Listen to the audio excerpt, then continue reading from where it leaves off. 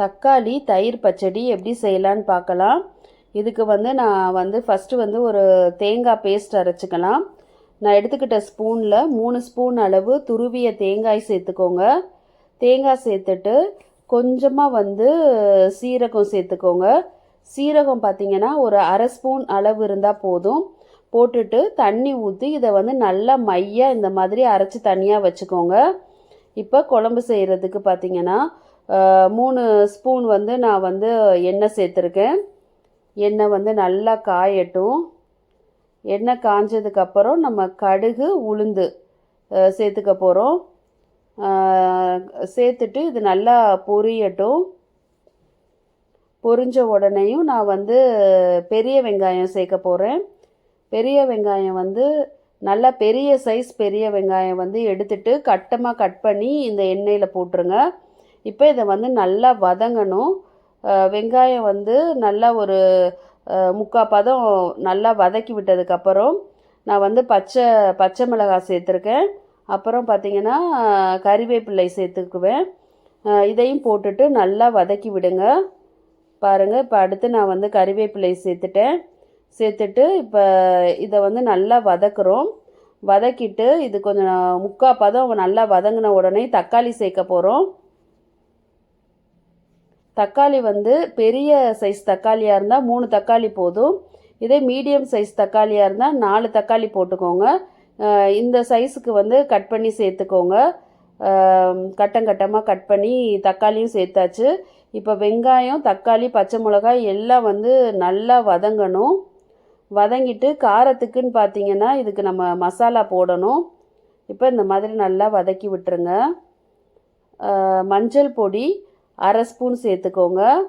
அடுத்து மிளகாய் பொடி 1 ஸ்பூன் சேர்த்துக்கோங்க. போட்டுட்டு அடுப்பை நல்லா சிம்மில் வச்சுட்டு இதை நல்லா வதக்கி விடுங்க. இந்த மாதிரி நல்லா வதங்கட்டும். வதங்கினதுக்கப்புறம் நம்ம இதுக்கு இந்த குழம்புக்கு தேவையான அளவு உப்பு சேர்த்துக்க போகிறோம். சேர்த்துட்டு அதையும் நல்லா வதக்கி விட்டுட்டு கொஞ்சமாக தண்ணி ஊற்றிக்கோங்க. நல்லா வதக்கிடுங்க. வதக்கிட்டு நம்ம தண்ணி சேர்த்துக்க போகிறோம். இந்த மாதிரி தண்ணி சேர்த்துட்டு இப்போ இந்த வெங்காயம் நல்லா கரைய இதிலே வெந்துடணும். வெங்காயமும் தக்காளியும் பார்த்திங்கன்னா நல்லா வேகணும். பாருங்கள், இந்த மாதிரி கொதி வந்துடுச்சு. இப்போ எல்லாமே ஒன்றோட ஒன்று நல்லா வெந்துடுச்சு. இப்போ இந்த ஸ்டேஜில் பார்த்திங்கன்னா நம்ம அரைச்சி வச்சுக்கிட்டு அந்த தேங்காய் பேஸ்ட்டை அப்படியே சேர்த்துருங்க. கரெக்டாக இருக்கும். இப்போ இந்த பேஸ்ட்டை இந்த தக்காளி வதக்குனதோடு நம்ம சேர்த்தாச்சு. பாருங்கள், இந்த மாதிரி சேர்த்துட்டு நல்லா இதை கிளறி விட்டுட்டு உங்கள் குழம்புக்கு எவ்வளோ தண்ணி வேணுமோ அந்த தண்ணியையும் இந்த இடத்துலையே ஊற்றிடுங்க. ஊற்றிட்டு உப்பு கரெக்டாக இருக்கான்னு சொல்லி செக் பண்ணி பார்த்துட்டு உப்பையும் போட்டுட்டு இது நல்லா கொதி வரணும். இந்த தேங்காய் சீரகத்தோட பச்சை வாடை உங்களுக்கு ஃபுல்லாக போயிடணும். அந்த மாதிரி இதை நல்லா கொதிக்க விடுங்க. இது பார்த்திங்கன்னா தோசை, இட்லிக்கு, சப்பாத்தி இது 3க்குமே இது நல்லாயிருக்கும். பாருங்கள், இப்போ நல்லா இதாகிடுச்சு. இப்போ கொஞ்சமாக கெட்டி தயிர் எடுத்து அந்த தயிரை நான் நல்லா அடிச்சிட்டேன்.